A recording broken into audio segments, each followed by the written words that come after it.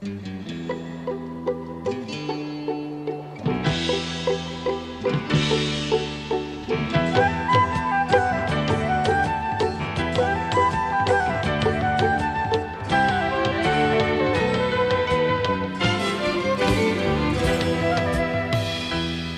you for joining us. Our show today will focus on medical breakthroughs in treating diabetes and heart disease, and how scientific progress and research worldwide is leading to new discoveries in addressing the diseases of aging. From nutrition to senolytics and even a brain-to-computer interface, we are witnessing numerous exciting developments, and Bill Faloon, the founder of the Age Reversal Project, will update us on these exciting subjects following these messages. Life Extension magazine brings you new discoveries in health and anti-aging. Our science-based research and supplements are so advanced they're many years ahead of the medical mainstream, with quality control standards that exceed FDA mandates. Life Extension has covered groundbreaking medical research for more than 35 years. For your health and future, you deserve the best. Learn more at lifeextension.com.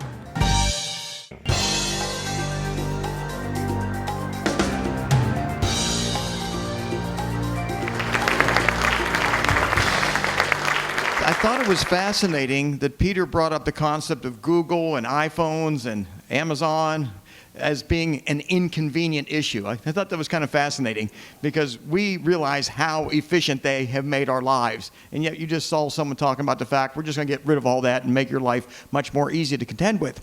My talk tonight, by the way, deals with something that a lot of people don't have an understanding of, and that's okay. For those who don't know all about me, I am a licensed Florida funeral director and embalmer. It took me 5 years of education to get my mortuary science degree and to perform all of my internship so that I'm fully accredited to embalm a dead body, to inter a dead body, disinter a dead body.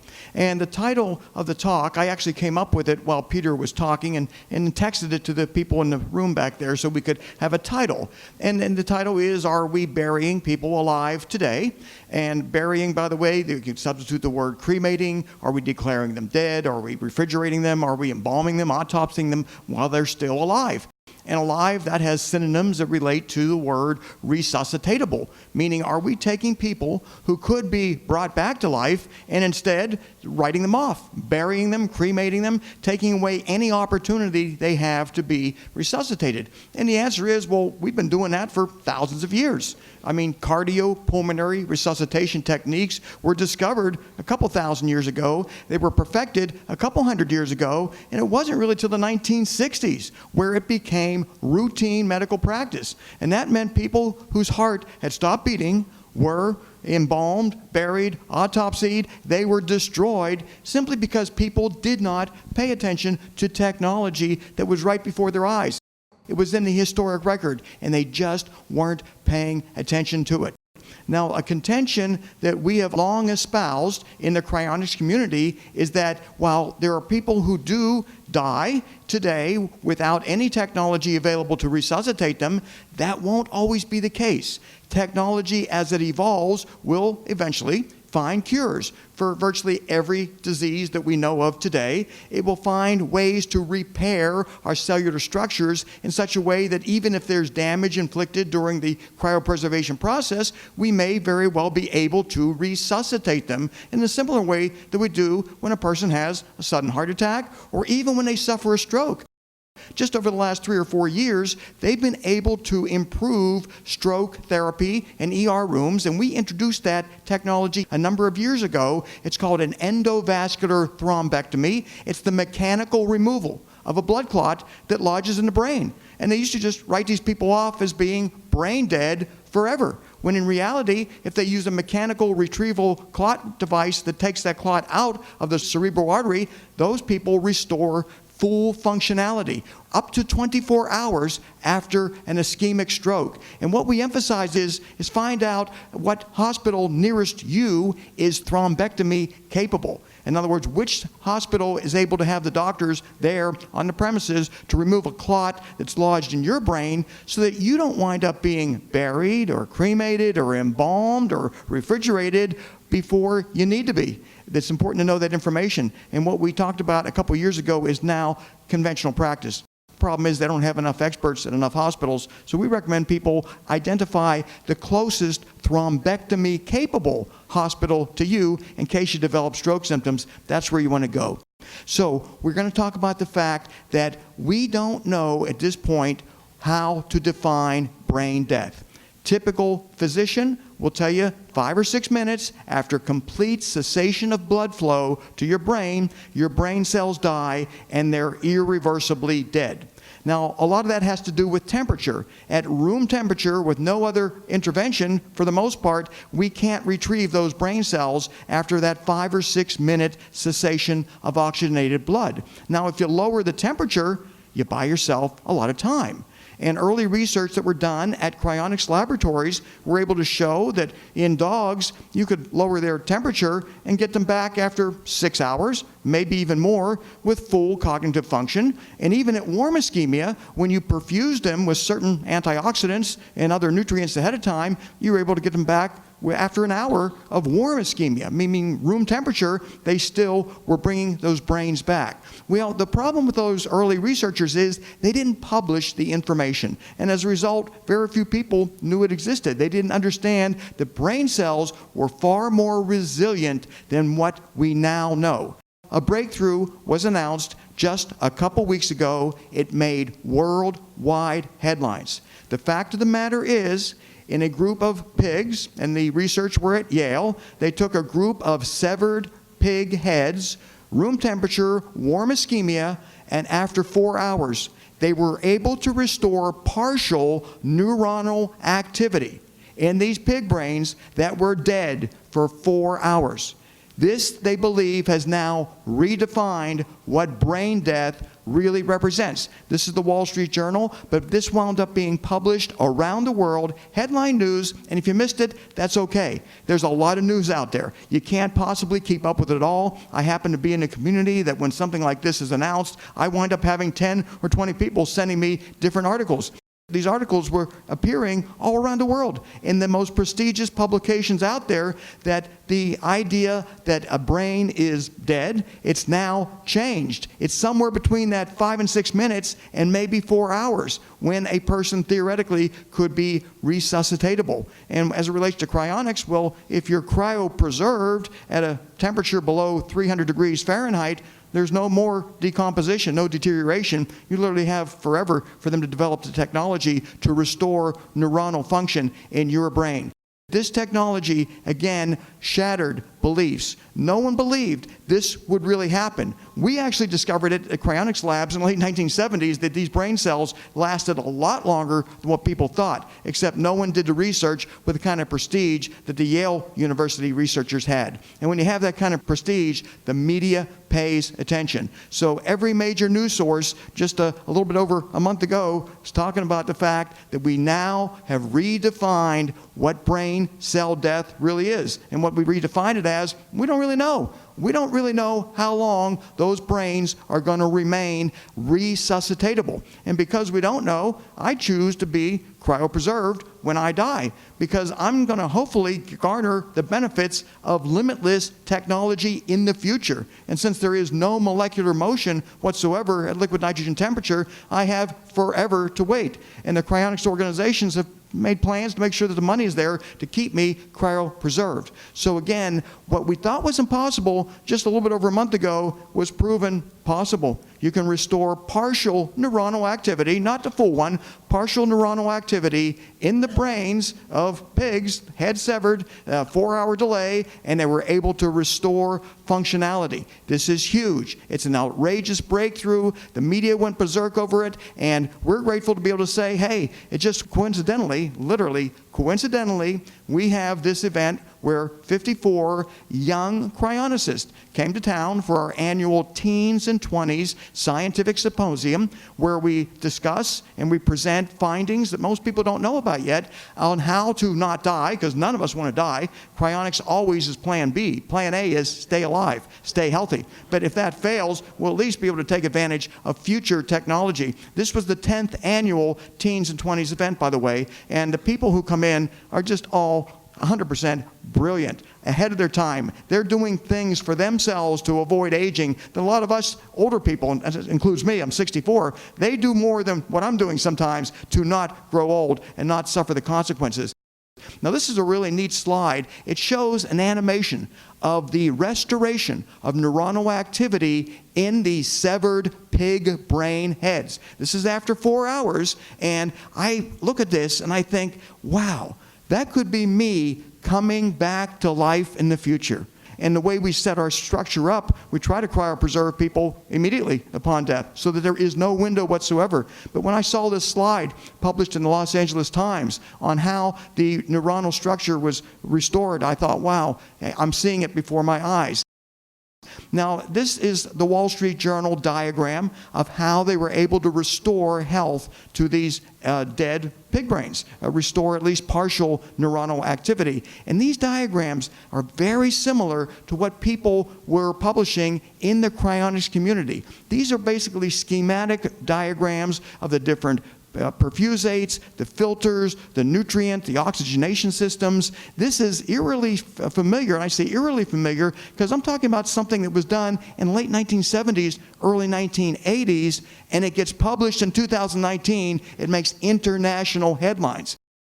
But this was already being done 30, 40 years ago, and I'm going to at some point get those old cryonics magazines and compare them to what you're seeing on the screen, because what you're going to see is what the world thought was the first time ever that brains after 4 hours had been partially resuscitated. Well, we were doing it after 6 hours of very cold ischemia, and we got the dogs back to completely normal status. And they, in fact, they had all the same personalities, they had their memories, there was no loss of function.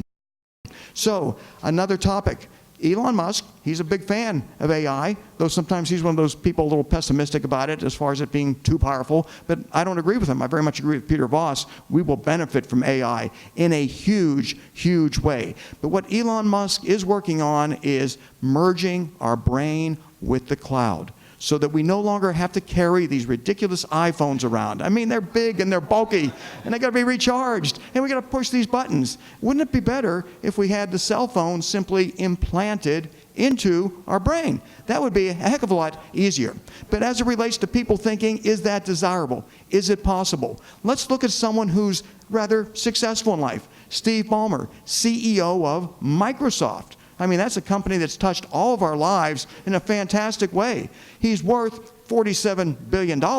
That's really a lot of money. I mean, he's up there in the top 10, 20 people of people's wealth, at least we know about. Very wealthy, Harvard graduate, CEO of Microsoft. While Microsoft went up as it did in value and prestige, what did he think about the iPhones?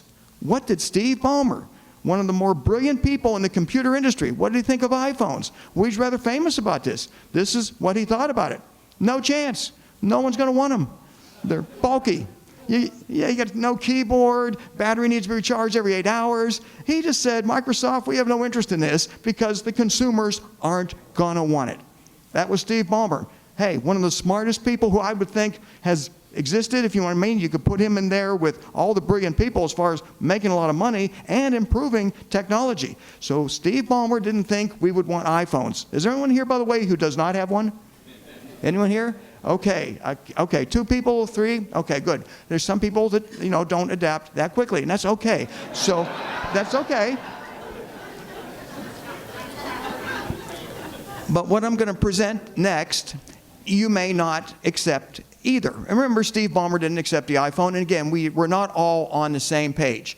Nuno Martins attended the first Teens and 20s Immortality Conference in 2009, and he made a commitment to me. He was in a PhD school at that point. He also was running a successful business in Portugal, a very interesting individual, and he's working with us on a number of projects right now. Nuno Martins, PhD, he promised me he is going to figure out a way in his lifetime to reanimate cryopreserved people. A year ago, or less than a year ago, he cryopreserved his own father. Father died around the age of 58 of metastatic colon cancer. And what's so frustrating about that disease is, just think about it. If you had a colonoscopy every 5 to 10 years, that wouldn't happen. And yet 50,000 Americans still die in this country because they don't bother to get a colonoscopy. A little hint, if you haven't done it, suggest you do it. Because once it's metastatic into your liver, you can live for maybe 3 years and then you can't treat it anymore. Neuronal, nonetheless, is dedicated to reanimating people and integrating us into the cloud. He has received a tremendous amount of publicity because he's published some information that's going to allow all of the knowledge in the world, everything that's ever been printed, everything that people can even think about, all that information transferred into our brain on demand. We'll know everything. In other words, we'll be able to use it like we do with our individual consciousness, but we won't say stupid things anymore because we'll know what the facts are. We'll know the date, place, and time of every prior event, so we won't have to make these ridiculous problems. And here's my problem. Here's my problem. This is my apartment. It is filled with boxes of medical journals, scientific publications, articles I just ripped out of the newspaper. It's filled, and I want to read all this stuff, so I don't dare throw it away. But I'm never going to have the time to get to any of this stuff. This is my real apartment. It's why my wife won't let me live with her, really, because this is what I want to do. I don't want to throw anything away.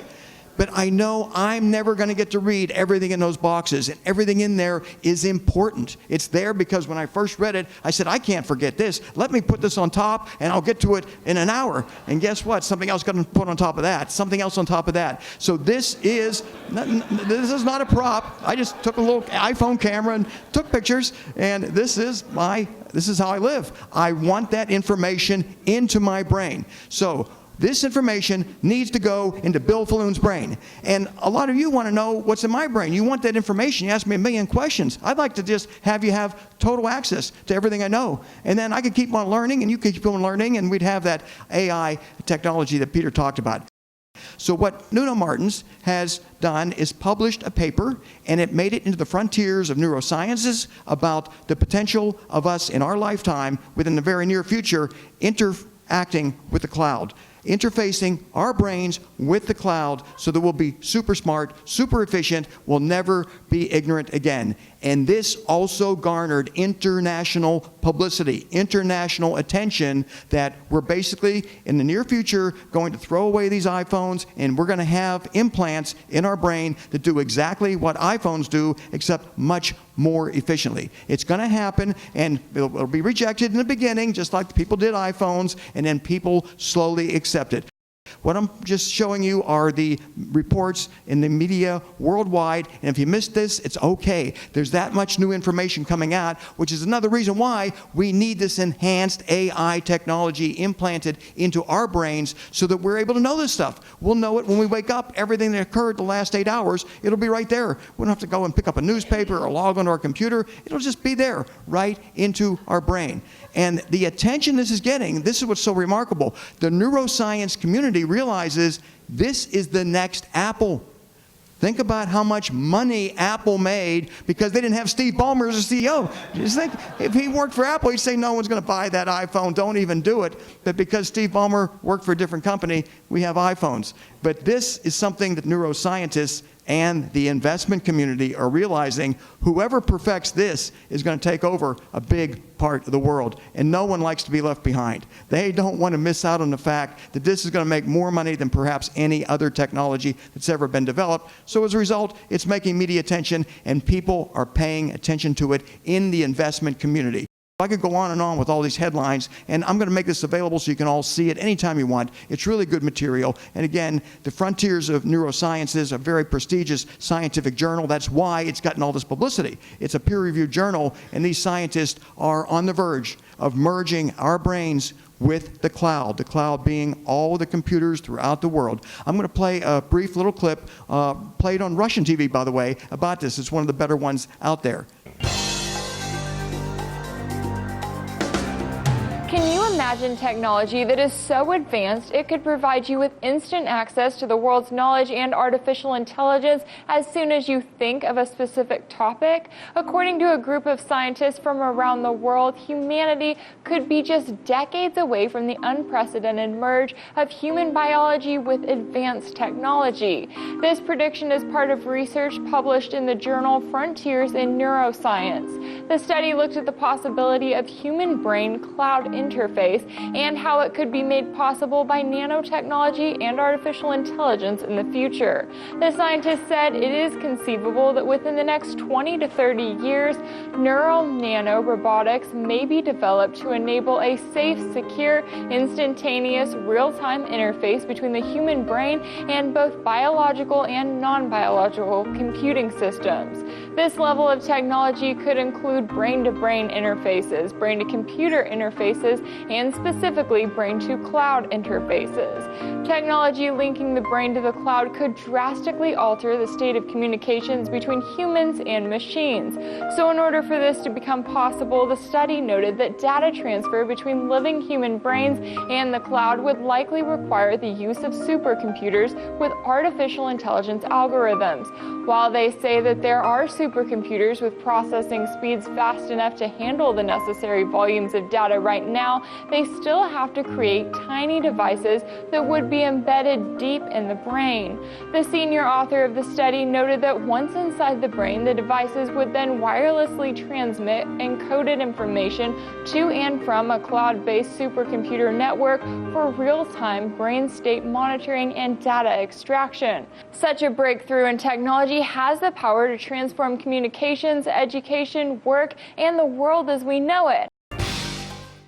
To give you an idea about how much excitement this published study generated, the Frontiers of Neurosciences, it has a lot of medical journals. It's got a huge number of them, but more than 90% of all the views of all the Frontiers in Sciences journals were this study. There was hundreds and hundreds of other published studies that were ignored because none of them had the potential to revolutionize every single aspect of our life and make more money than this. So you've got people in Silicon Valley saying, wow, this, if it comes into being, it just blows away everything else. I mean, not just your iPhones, your computers, all the technology that we currently think is great. Well, this just blows it out of the water. We have it implanted into our brains, and we're there. And once you see people with it in their brains, you're going to want that same technology. You're going to feel, frankly, left behind if you don't have it. So I always like to conclude my talks by people who maybe could have done something with a lot of money, and they didn't do it. Mr. Allen here, he's a co-founder of Microsoft. He did donate a lot of money to medical research, but not enough, didn't make it his priority. He died. I believe he was cremated. That's ridiculous. $20 billion, and you die of a common disease. There are better ways to treat most diseases than what conventional medicine is able to do. It doesn't mean you ignore conventional medicine, but if your doctors say, we can't do anything more, well, you ought to look in other ways, other directions, other places, and the internet lets you do that quite a bit. But if you've got $20 billion, you should be running full-page ads in the Wall Street Journal, asking people to come forward with what they're doing, and hire a team of PhDs to evaluate it, because I'm almost certain he could be alive right now if he affirmatively hired people and put out advertisements saying, we'll pay you money if you've got something that's going to work. Didn't do it. He's dead. He's cremated. He's gone. I have sympathy for that. I think people ought to be considering other ways to handle their life. Benjamin Franklin, if you ever read a history about him, he did a lot more than just fly a kite and show some electricity coming out of the sky. He set up the post office, discovered the Gulf Stream, enabled our country to win a war, liberated us. Nonetheless, he is quoted in a letter as saying he really wanted to see the future. He knew technology would emerge. He knew this country was going to grow into something spectacular, and he also knew he wasn't going to live very much longer. He wanted to be preserved and then brought back to life in the future to enjoy what was going to happen, but he knew the methods of preservation even weren't going to keep his body intact. Cryonics didn't exist for Benjamin Franklin. It really was only since 1900 that they've had dewars and the ability to have liquid nitrogen available to preserve people. For those who are interested, it's easy to do. There's a group called Alcor, a group called the Cryonics Institute. There are groups forming now that are even preserving brains at even lower costs. It's all out there on the internet. Just Google Cryonics and read all about it. If you want to sign up, prices are getting very reasonable. It's still expensive with Alcor, but there's other groups don't charge much at all. And that is my presentation for this Sunday.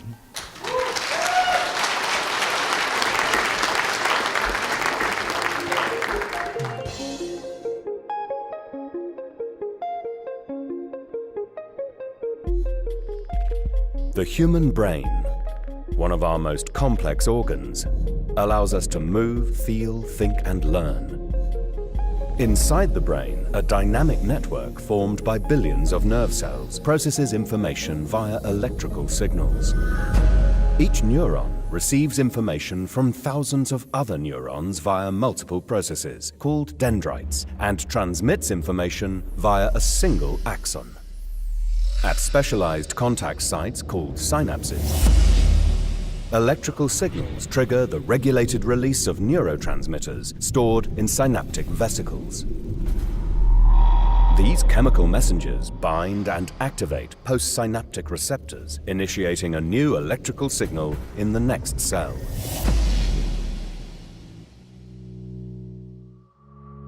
But how does a presynaptic cargo, for example, made in the cell body, end up at the right place within the cell? For this, neurons use active transport to sort specific synaptic proteins between the axon and dendrites. The microtubule cytoskeleton is important for this polarized cargo transport since it provides the roads for molecular motors. Microtubules, built up from tubulin subunits, are dynamic structures with a fast-growing and shrinking plus end and a more stable minus end.